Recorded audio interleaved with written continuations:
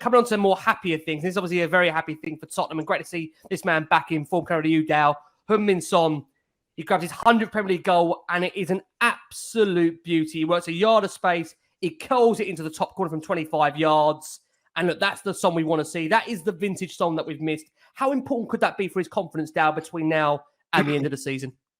I really hope that's the sort of catalyst. I mean, it's a shame he didn't get one more, just to really give him that boost. But I mean, what a goal, what a hit, what a record. And it's been sad. It's like watching, your younger brother or someone, someone that you genuinely love go through the doldrums. You don't want to see that. He plays with such a smile on his face, and he plays with the sort of freedom, and he just wants that ball. So to see him, as we have been, the past God knows how long, coming deep, trying to look for the ball and not being the Son, the front-footed Son that we love to see, marauding forward, always on the last man. All we can do, Ricky, is just hope that is the catalyst that, that if he gets one against Bournemouth, maybe he'll get another against Bournemouth. We don't know, but you're absolutely right. What a goal. I mean, we didn't get the lovely shot you like to see behind the goal where you see it go outside the post and come back in, but you bet your life. I mean, maybe Talia, were you behind that goal or was it the other? Oh. Yeah, I think he's asking. Yeah. Sorry. I was on you. Was it the other end? Yeah. That was in front of the door. I'm terrified what's coming out of Dal's mouth at the moment. No. But look, it's an important goal for him today. It's a trademark finish for him. Son's record now, I mean, it's 100 league goals, 50 assists, 7 consecutive seasons that he has scored 10 plus goals since 2016, 2017. He's at the Best Asian Player Award for 6 consecutive seasons, 8 in total. Friend of the show, Sunmo, will know that very, very clear. Having interviewed Sonny many, many times, those stats from him as well there. Do you think that must be really, really big for his confidence? Or do you think finally, Tal, this will be the moment where between now and the end of the season, there's a run for Sonny to go on? I mean, I hope so, but I do feel like we've had this conversation before. I think he just, we've been so lucky that he's been so consistent and has just scored and really been there, as well as Kane and whoever else to score for us. And this season, I just think, we've discussed, is it the confidence, for get him a goal, he's going to push on. And I just don't think that's actually happened. People aren't superhuman. Sonny is incredible and we all love him. And I sincerely hope with my whole heart that goal, he looks at that and thinks, yeah, I did that today. I've still got it. This is me.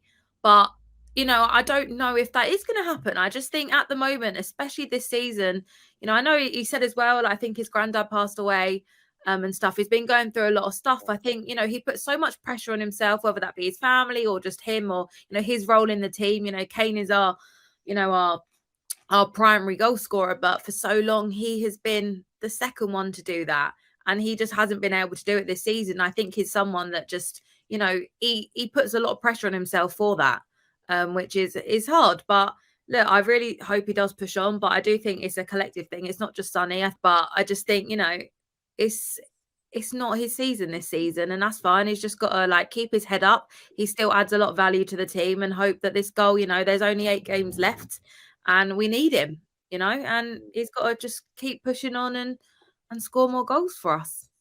I'm not going to sit here and profess to know anything about South Korean culture or the like, but from what I've seen of, that part of the world, Asia's culture, family is massively important, especially grandparents. They are heads of family. So, I mean, here's a man whose grandfather might have been ill for a good few weeks, and it's deeply affected him in a different way to, say, somebody from Europe may have, where you don't have that family cohesion like you do there.